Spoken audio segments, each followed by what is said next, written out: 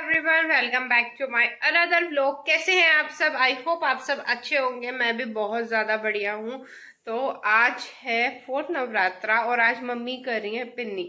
और मुझे नहीं पता था कि हमारे यहाँ पे है ना मूर्ति की स्थापना हो रही है। ये मुझे पता थी कि हमारे मंदिर पे है ना भैरव बाबा की मूर्ति की स्थापना हो रही है, बट मुझे ये नहीं पता था कि वो आज हो रही है। तो अभी हमें पता लगा था। तो पहले कलश यात्रा में ये था कि आपके घर से जो आ सकते हैं वो आ जाइए। तो हमारे घर से पलक जा रही है, वो कलश यात्रा में जा रही है, और उधर से जा रही है अंशु। दोनों छोटी छोटी जा रही है। मम्मी पिन्नी कर रही है। मम्मी बोल रही है ये मेरा मुंह झूठा हो जाएगा, वरना वो भी चली जाती। और वैसे भी मम्मी की पिन्नी का टाइमिंग है 11 बजे, और 11 सवा 11 के आसपास कलश यात्रा शुरू होगी। तो बस पलक और अंशु निकल रही है कलश यात्रा के लिए, और मैं मम्मी के साथ कराती हूँ पिन्नी का काम। तो चलते हैं और फिर दिखाते हैं आपको जैसा भी कलश यात्रा का। फिर वही लोग ब्लॉग बना के लेके आएंगे।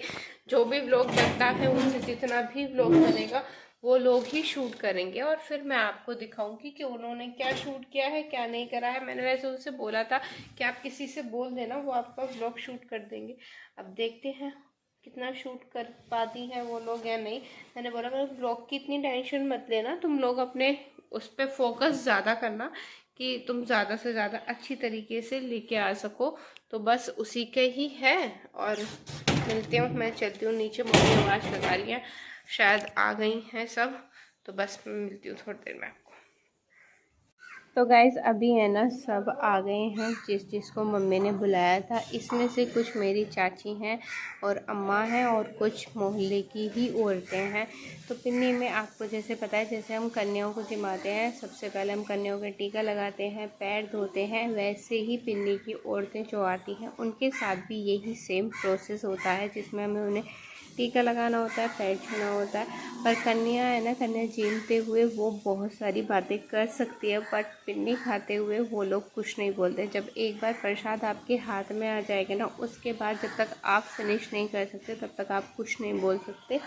और ऐसा भी नहीं है सिर्फ वो ही नहीं बोल सकती जिन्होंने खा लिया है, सब जितने बैठे हैं वहाँ पे जितनी औरतें होंगी कोई भी कुछ नहीं बोलेगा। तो यहाँ पर सब मम्मी ने सबको पिन्नी का प्रसाद दे दिया था। सब अपने अपने खा रहे थे, और ये सब हाथ से ही खा रहे, कोई स्पून का यूज़ नहीं करता है पिन्नी में, तो सब हाथ से ही खाते हैं। और मैं ये बोल रही थी कि मम्मी ने प्रसाद में इन लोगों को दिया था, श्रृंगार का सामान था, दुपट्टा था, 5 मेवे का प्रसाद और केला, ये सब मम्मी ने प्रसाद में दिया था। अभी है ना मैं आपको एक बात बताती हूँ। जैसा कि मैंने आपको थोड़ी देर पहले बताया था कि पलक और अंशु दोनों जा रही हैं कलश यात्रा में, वो लोग भी कलश उठाएंगे। जब यहाँ पे अम्मा चाची वगैरह आए तो मम्मी ने भी उन लोगों से बात करी और पूछा कि हम भी कलश यात्रा में चलें। तो अम्मा ने बोला कि चलो चलते हैं। तो मम्मी चाची और अम्मा तीनों ही कलश यात्रा में गई थी। पर मम्मी का ये था कि मुंह झूठा हो गया है, फिर भी हम कलश उठाएंगे, ये शुभ होगा या नहीं होगा। फिर उसके बाद हमने पंडित जी से पूछा, तो पंडित जी ने बोला कि ऐसी कोई प्रॉब्लम नहीं है, वो भी माता रानी का ही भोग है जो आपने लगाया है। तो कलश यात्रा में आप कलश उठा सकते हो, इस बात से कोई प्रॉब्लम नहीं है। आप सोचो कि सिर्फ मैंने यही व्लॉग दिखाया है कि ये सब खा रहे हैं, तो मैंने व्लॉग बहुत लंबा शूट करने के लिए सोचा था। पर ऐसा होता है कि अगर हम कैमरा लेके किसी के सामने चले जाते हैं तो वो लोग थोड़ा ऑकवर्ड फील होते हैं। कुछ लोग होते हैं जो कैमरे के साथ कंफर्टेबल हो जाते हैं, बट कुछ लोग कैमरे को लेके कंफर्टेबल नहीं होते हैं। तो सिर्फ मैंने अपना कैमरा है ना किचन में ही रख दिया था, वहीं से ही थोड़ी बहुत वीडियो शूट हुई थी। और इसके बाद है ना उसमें भी अंशु का कॉल आ गया, क्योंकि कलश यात्रा का टाइम 11:30 का था और मम्मी ने पिन्नी का टाइम 11 का रखा था। अगर मम्मी को पता होता तो वो 10 बजे रख लेती, और उसमें भी एक बार फ़ोन आ गया था तो वो वीडियो वहीं पे पोस्ट आ गई। ये आप अंकल आंटी देख रहे हो, इन लोगों ने भैरव बाबा की मूर्ति रखवाई है, बट उन्होंने मोहल्ले पड़ोस में जितने भी घर थे उन्होंने सबसे पूछ लिया था कि अगर कोई अपनी श्रद्धा से पैसे या कुछ देना चाहता है, दान करना चाहता है, तो वो कर सकता है। उस चीज़ में अपना भी, उस मूर्ति में अपना भी भागीदार बन सकता है। तो सबने ऐसे ही दिया था। और कलश यात्रा के दौरान यहाँ पर 21 औरतें थी और लड़कियाँ थी जिन्होंने कलश उठाया था।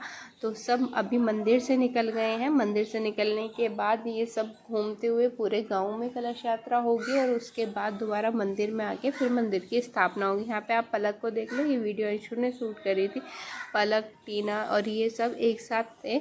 इन लोगों ने कलश उठाया था। मम्मी हर थोड़ा लेट हो गए थे, इन्होंने थोड़ा सा बाद में ज्वाइन किया था। ये अम्मा, मम्मी, मौसी तीनों ही खड़ी है। आप मम्मी को देखो। और मैं आपको एक बात बताती हूँ, मम्मी को ऐसा होता है कि मम्मी कहीं पे भी चली जाए, कहीं पे भी चली जाए तो मम्मी को ऐसा होता है कि मैं या पापा उनके साथ होने चाहिए, तो हम दोनों उनका कंफर्ट जोन है।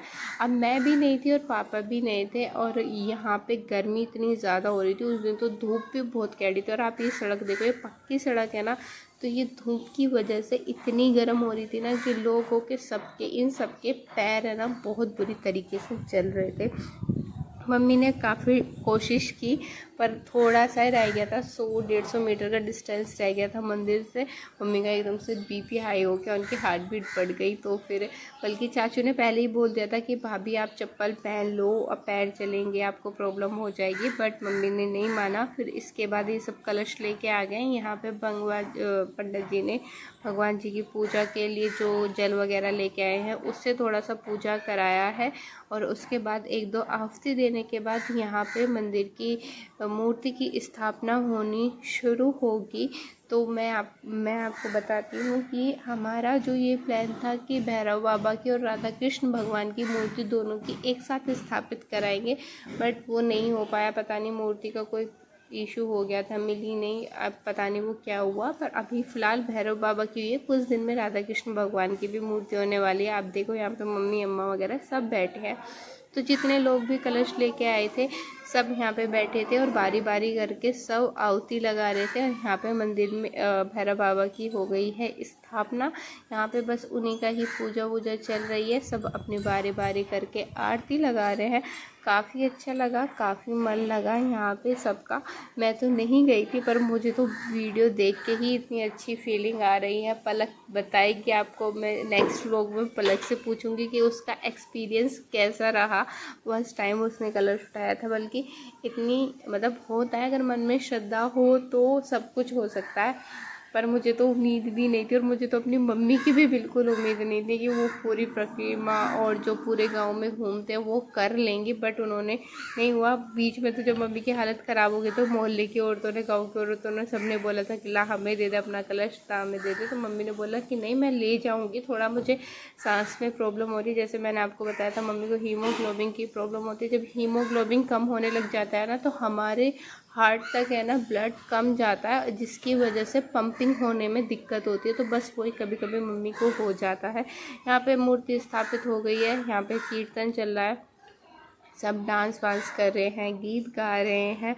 तो बस पलक बोल रही थी कि काफ़ी मज़ा आया। तो पहले मैंने मम्मी को कॉल करके पूछा कि आप कितनी देर में आओगे, तो तब पलक बोल रही थी कि पहले प्रसाद का भोग लगेगा, सबको प्रसाद मिलेगा, और जो जो कलश लेके आए हैं वो भोग लगने के बाद ही कलश लेके जाएंगे। और इस बार आपको मैं बता दूं, हमारी मम्मी ने हमेशा कलश रखती है, पर इस बार उन्होंने कलश नहीं रखा और सिर्फ सीधा नारियल ही रख दिया था। पता नहीं, उन्होंने बताया था कि कोई योग वोग लग रहा है जिसमें कलश की स्थापना नहीं करते। और अब आप हमारे मंदिर में देखोगे ना, तो 2-2 कलश रखे हुए। माता रानी ने कहा कि अगर तू ज़्यादा स्मार्ट बनेगी ना, तो मैं तुझसे भी ज़्यादा बड़ी स्मार्ट हूँ।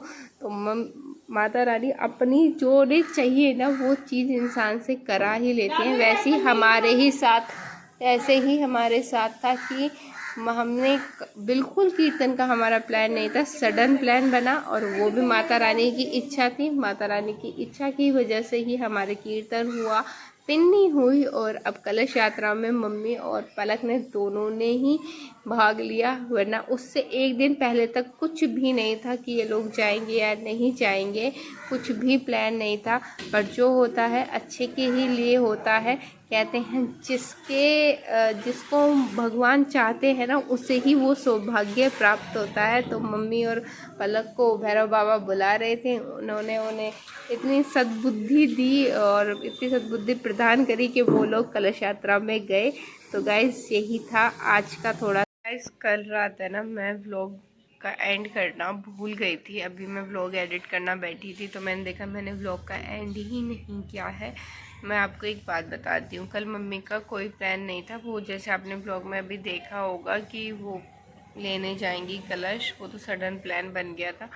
मम्मी की वहाँ से आते आते हालत इतनी ख़राब होगी, क्योंकि पहले मम्मी को शुगर और मम्मी को बीपी की भी प्रॉब्लम है, और वो नंगे पैर लेके गई थी। बल्कि चाचू ने उनसे बोला था कि आप चप्पल पहन लो, क्योंकि कलश यात्रा शुरू हुई थी 11:30 के अप्रोक्स शुरू हुई थी, और 11:30 बजे इतनी धूप होती है, इतनी गर्मी होती है ना कि सड़क पे आप पैर नहीं रख सकते। सड़क पे क्या, आप नॉर्मल भी पैर नहीं रख सकते। और फिर पूरे गांव की ऐसे कलश यात्रा करके जाना, और वो पक्की सड़क होती है ना, डामर वाली, मतलब जो रोड़ी रोड़ी वाली होती है वो वाली, ब्लैक वाली, तो वो इतनी ज़्यादा गर्म हो जाती है, इतनी ज़्यादा गर्म हो जाती है, तो उस पर कोई भी आराम से पैर रख के नहीं चल सकता। फिर मम्मी की हालत थोड़ी सी ज़्यादा ख़राब हो गई थी, वहाँ पे उनके बीपी एकदम से हाई हो गया था।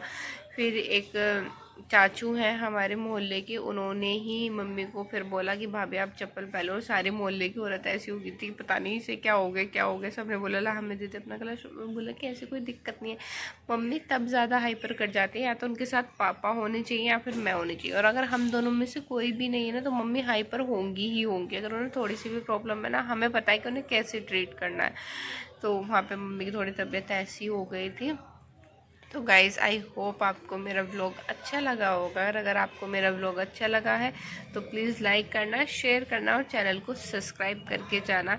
मिलते हैं कल एक नए व्लॉग के साथ। Till then take care, bye bye.